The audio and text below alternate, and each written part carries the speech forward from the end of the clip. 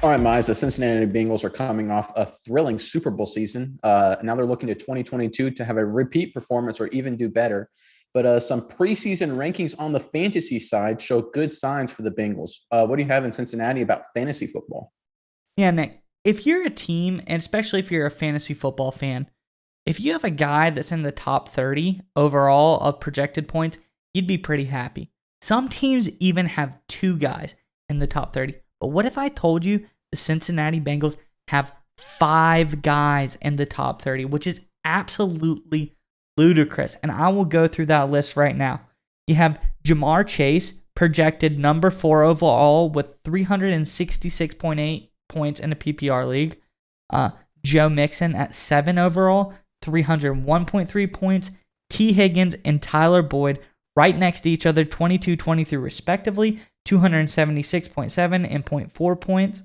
And then you have rounded out at number 30, Joe Burrow at 402.4 points. It is insane that after last year, they are projected again to have 5 of the top 30 performers in the NFL in fantasy football. Isn't that crazy? Well, yeah, especially when you look at how productive they were as a group in 2021. And you look through it, and it's amazing how balanced they are, right? Mixon, 1,200 yards, 13 scores. Obviously, Jamar Chase had the splash rookie year, 80 catches, 1,400 plus yards, 13 touchdowns. But then you get into, like you said, Higgins and Boyd, and you've got Boyd, 67 catches, 800 yards, 5 TDs. And then Higgins with 74 catches, 1,100 yards, 6 touchdowns. Like that is spread out production that, I mean, there's never going to be one guy that they have to rely on week in and week out. So maybe that's the only concern, right? If you get a Jamar Chase, you know, if you draft Jamar Chase and some team focus on Chase, and Burrow is going to be more than happy to go to some of these other guys. But the fact of the matter is they are so deep in so many of these other positions where they're going to get a lot of production no matter what happens, no matter who they play, no matter what kind of style of defense they go up against. There's going to be a lot of yards and points produced by the Cincinnati offense.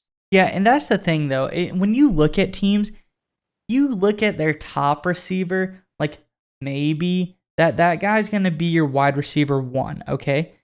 In deeper leagues, Tee Higgins or Tyler Boyd also could be serviceable wide receiver 1s and stand out, like stellar wide receiver number 2 or even a flex player.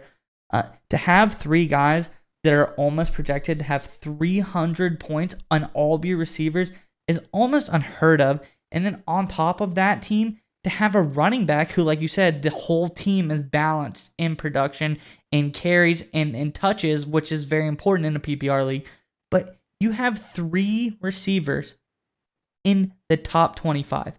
But you also have a running back who's in the top 10 because he gets fed the ball as well. And because of all of the feeding, of course, the quarterback's going to be in the top 30. But it's crazy to me. This Cincinnati team, who's only gotten better, they have a juiced up offensive line compared to where they were last year. You know, all of these young, talented receivers, a good, solid lead back, and a young, fiery quarterback in Joe Burrow. This team is something of legend. And if I was in the fantasy realm, I would be comfortable picking any of these guys going into this season. You really can't go wrong with any of them.